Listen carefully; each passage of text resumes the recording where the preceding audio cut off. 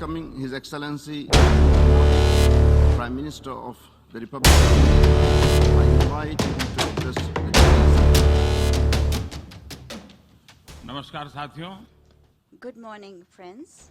His Excellency Abdulla Shahid जी, His Excellency Mr. Abdullah आपको Shahid. अध्यक्ष पद संभालने की First of all, I would like to हार्दिक बधाई। warmly congratulate you on आपका अध्यक्ष assuming बनना the office of President of the सभी विकासशील UNGA. देशों Your becoming president और is a विशेषकर matter of pride for all developing small countries island developing and states के in लिए particular for small island गौरव की developing बात। states.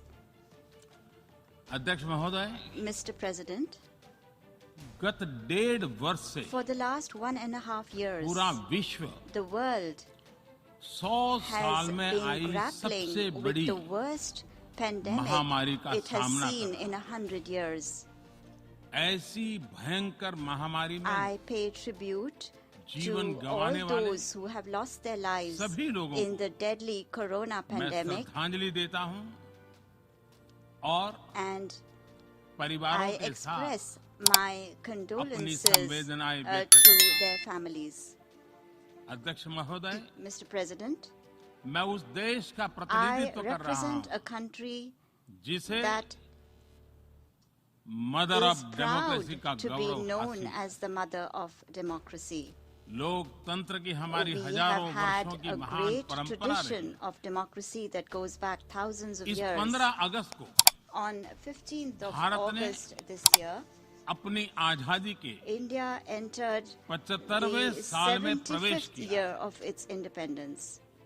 हमारी विविधता Our diversity हमारे सशक्त is लोकतंत्र की the पहचान है। identity of our strong एक ऐसा democracy. देश It is a country जिसमें that has दर्जनों भाषाएं dozens हैं, of languages, सैकड़ों बोलियां हैं, hundreds of dialects, अलग अलग रहन सहन different खान पान। lifestyles and cuisines. ये vibrant This is democracy the का best बेहतरीन example of a उदाहरण है। vibrant democracy. ये भारत के लोकतंत्र की ताकत है। The strength of our एक democracy छोटा बच्चा is demonstrated जो by the कभी fact that a little एक boy रेलवे स्टेशन who के at टी one स्टॉल पर time used to help अपने his पिता father की मदद at करता his tea था, stall at the railway आज station is today चौथी बार addressing भारत the के United प्रधानमंत्री के Nations तौर पर General Assembly for the fourth time UNGA को as संबोधित Prime कर रहा है। Minister of India.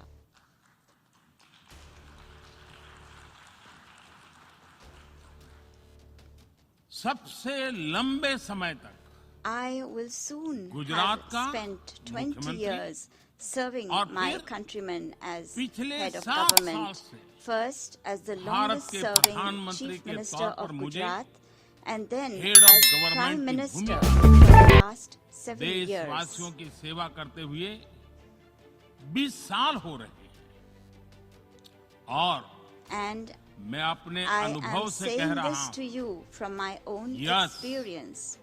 Yes, democracy can deliver. democracy can deliver. Yes, Yes, democracy has democracy deliver. has delivered. अध्यक्ष महोदय, Mr. President, एकात्म मानव दर्शन today के is प्रणेता the birth anniversary Pandit of Deendayal Pandit Upadhyay ji की आज Deen जन्म Dayal जयंती है। Upadhyay, the proponent of Ekatma Manav Darshan. एकात्म मानव दर्शन यानी Ekatma Manav Darshan integral means humanism integral humanism, अर्थात or स्व से the development समष्टि journey तक undertaken विकास together, और the विस्तार की expansion सहयात्रा। from the self to the universe, expansion of the self, expansion of the self, moving from moving individual to from the the society, individual to society, the nation to the nation, and entire and to humanity. entire humanity. और ये चिंतन And this philosophy Antyodaya को is समर्पित है। dedicated to Antyodaya. Antyodaya को आज की परिभाषा The में modern day where definition no one of is left behind कहा Antyodaya जाता है। is where no one is left इसी भावना behind. के साथ It is with this principle आज in mind that India integrated, today is moving equitable forward on the path of development की राह पर आगे बढ़ integrated, रहा है। equitable development. Vikas Our priority is सर्वसमावेशी that हो, development should be all-inclusive, सर्वस्पर्शी हो, all-pervasive, सर्वव्यापी हो, universal, सर्वपोषक and हो। one that nurtures all. यही हमारी प्राथमिकता है। बीते 7 वर्षों में During the last 7 years, Bharat में India has 43 brought crore over से ज्यादा लोगों को 430 million people बैंकिंग who व्यवस्था were से जोड़ा previously गया है, unbanked into जो the अब banking तक system. इससे वंचित थे। आज Today, 36 over करोड़ से अधिक ऐसे लोगों को भी 360 million people बीमा सुरक्षा who कवच मिला earlier है, could not पहले even imagine इस बारे में this सोच was भी नहीं possible, now have insurance coverage 50 as crore से security. ज्यादा लोगों को By giving over 500 मुफ्त इलाज million की people सुविधा देकर the facility of free Bharat ने treatment in hospitals, उन्हें quality India health has service से given them जोड़ा। access to quality health Bharat ने services 3 करोड़ by पक्के घर building बनाकर 30 million बेघर, proper homes. यानी India has made होमलेस परिवारों को homeless families होम ओनर्स बनाया। homeowners. अध्यक्ष महोदय, Mr. President, प्रदूषित पानी polluted water भारत ही नहीं is a very big पूरे problem, विश्व not just for और India, खासकर but for the entire गरीब और world, and in विकासशील देशों particular की for poor and बहुत developing बड़ी countries. समस्या है। भारत में इस चुनौती से निपटने के लिए In order to address this हम challenge 17 in करोड़ से India, अधिक घरों we तक are carrying out a very big pipe से campaign to ensure साफ that पानी piped पहुंचाने का clean बहुत water बड़ा अभियान reaches चला रहे हैं। over 170 million विश्व homes. की बड़ी-बड़ी संस्थाओं ने Reputed institutions of the ये world माना है have कि said किसी भी देश के विकास के लिए वहां के नागरिकों के पास जमीन और घर के प्रॉपर्टी राइट्स यानी ओनरशिप का रिकॉर्ड होना बहुत जरूरी है। दुनिया के बड़े बड़े देशों में बड़ी संख्या में ऐसे लोग हैं जिनके पास जमीनों और घरों के प्रॉपर्टी राइट्स नहीं है। आज हम भारत के 6 लाख से अधिक गांवों में ड्रोन से मैपिंग कराकर करोड़ों लोगों को उनके घर और जमीन का डिजिटल रिकॉर्ड देने में जुटे हैं। ये डिजिटल रिकॉर्ड प्रॉपर्टी पर विवाद कम करने के साथ ही access to credit, bank loan तक लोगों की पहुंच बढ़ा रहा है। अध्यक्ष महोदय, आज विश्व का हर 6ठा व्यक्ति भारतीय है। जब भारतीयों की प्रगति होती है तो विश्व के विकास को भी गति मिलती है। When India grows, the world grows. When India reforms, the world transforms. Bharat में हो रहे साइंस और टेक्नोलॉजी आधारित इनोवेशंस विश्व की बहुत मदद कर सकते हैं। हमारे टेक सॉल्यूशंस का स्केल और उनकी कम लागत दोनों अतुलनीय है।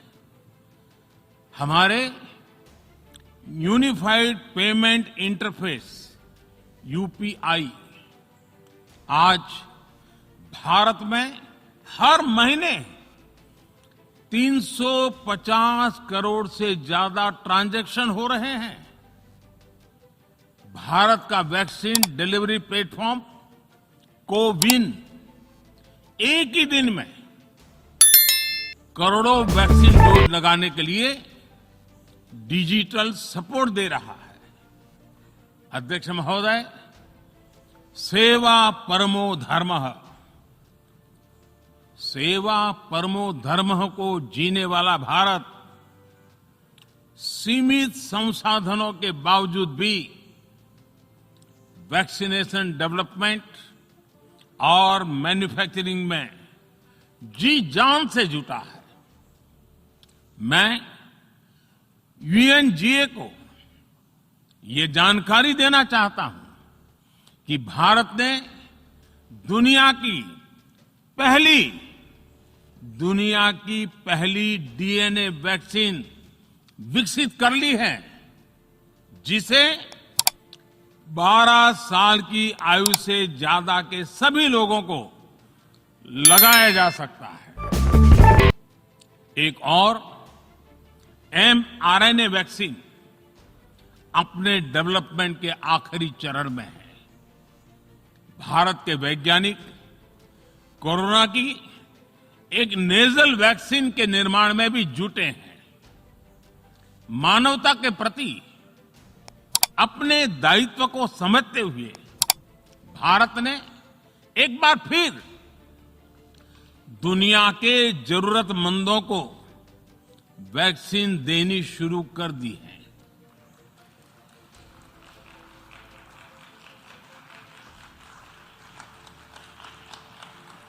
मैं आज दुनिया भर के वैक्सीन मैन्युफैक्चरर्स को भी आमंत्रित करता हूं, कम मेक वैक्सीन इन इंडिया। अध्यक्ष महोदय, आज हम सब जानते हैं कि मानव जीवन में टेक्नोलॉजी का कितना महत्व है, लेकिन बदलते हुए विश्व में टेक्नोलॉजी विथ डेमोक्रेटिक वैल्यूज, ये सुनिश्चित करना भी आवश्यक है। भारतीय मूल के डॉक्टर्स, इनोवेटर्स, इंजीनियर्स, मैनेजर्स किसी भी देश में रहें, हमारे लोकतांत्रिक मूल्य उन्हें मानवता की सेवा में जुटे रहने की प्रेरणा देते रहते हैं। और ये हमने इस कोरोना काल में भी देखा है।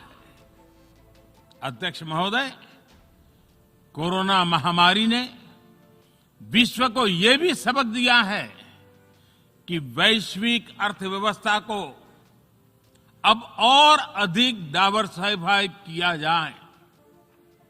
इसके लिए ग्लोबल वैल्यू चेन्स का विस्तार आवश्यक है। हमारा आत्मनिर्भर भारत अभियान इसी भावना से प्रेरित है। ग्लोबल इंडस्ट्रियल डाइवर्सिफिकेशन के लिए भारत विश्व का एक लोकतांत्रिक और भरोसेमंद पार्टनर बन रहा है। और इस अभियान में भारत ने इकोनॉमी और इकोलॉजी दोनों में बेहतर संतुलन स्थापित किया है। बड़े और विकसित देशों की तुलना में क्लाइमेट एक्शन को लेकर भारत के प्रयासों को देखकर आप सभी को निश्चित ही गर्व होगा। आज भारत बहुत तेजी के साथ 450 गीगावाट रिन्यूएबल एनर्जी के लक्ष्य की तरफ बढ़ रहा है। हम भारत को दुनिया का सबसे बड़ा ग्रीन हाइड्रोजन हब बनाने के अभियान में भी जुट गए हैं। अध्यक्ष महोदय, हमें अपनी आने वाली पीढ़ियों को जवाब देना है कि जब फैसले लेने का समय था, तब जिन पर विश्व को दिशा देने का दायित्व था, वो क्या कर रहे थे। आज विश्व के सामने रिग्रेसिव थिंकिंग और एक्सट्रीमिज्म का खतरा बढ़ता जा रहा है। इन परिस्थितियों में पूरे विश्व को साइंस बेस्ड रेशनल और प्रोग्रेसिव थिंकिंग को विकास का आधार बनाना ही होगा। साइंस बेस्ड अप्रोच को मजबूत करने के लिए भारत एक्सपीरियंस बेस्ड लर्निंग को बढ़ावा दे रहा है।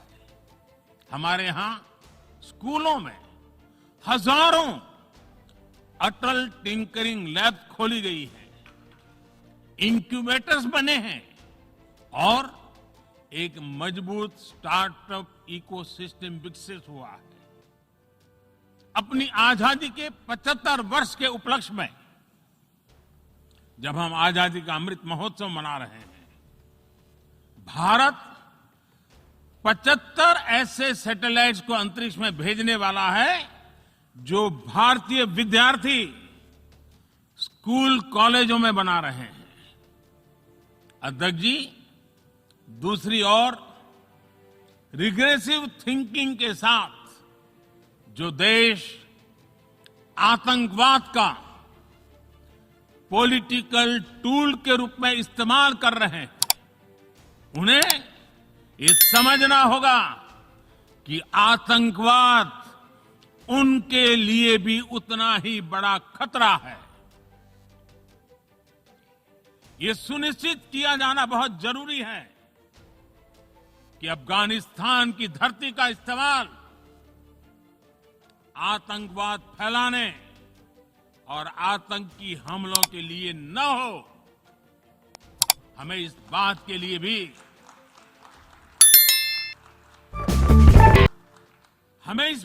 लिए भी सतर्क रहना होगा कि वहां की नाजुक स्थितियों का कोई देश अपने स्वार्थ के लिए एक टूल की तरह इस्तेमाल करने की कोशिश न करें। इस समय अफगानिस्तान की जनता को,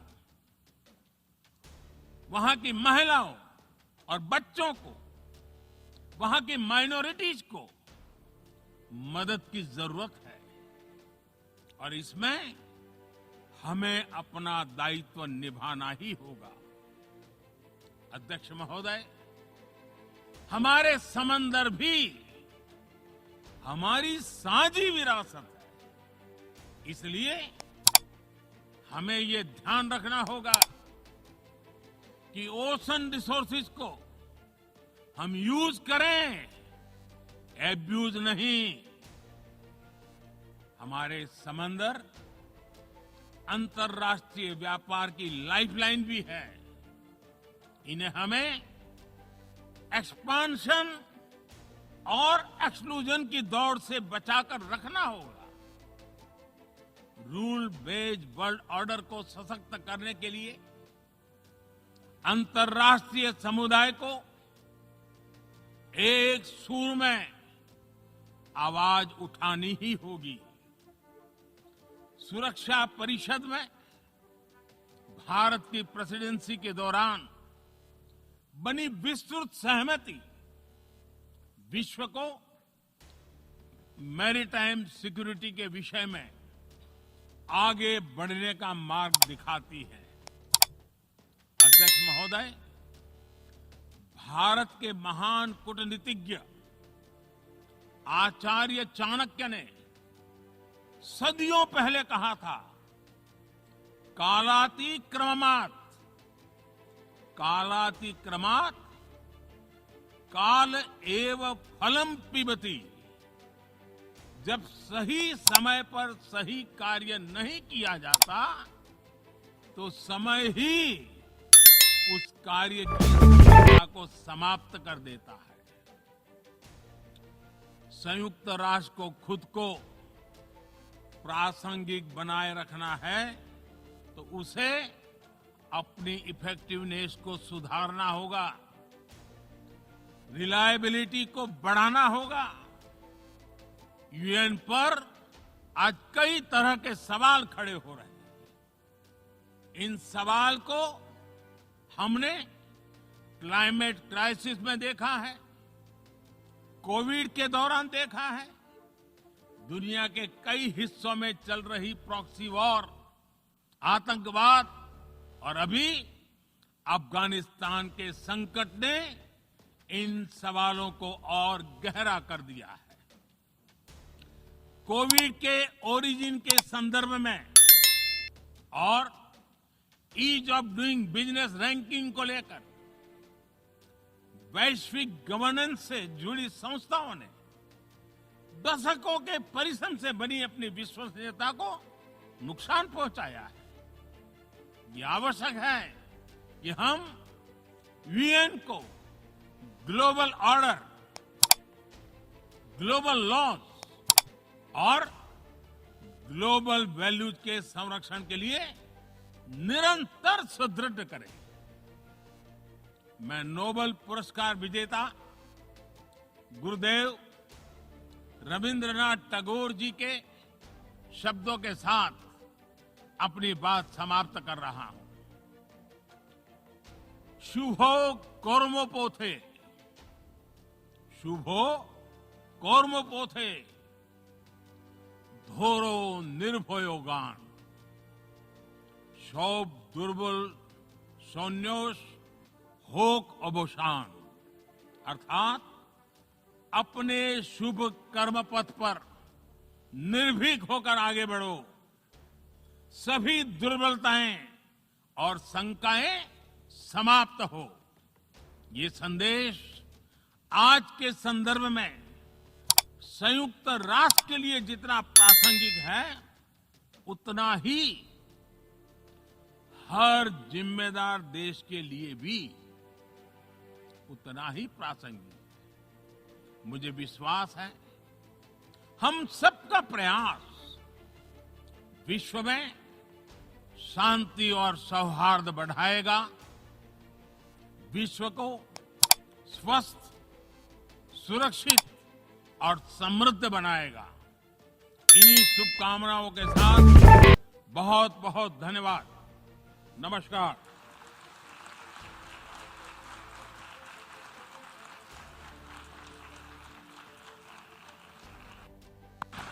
On behalf of the General Assembly, I wish to thank the Prime Minister of the Republic of India for the statement just made.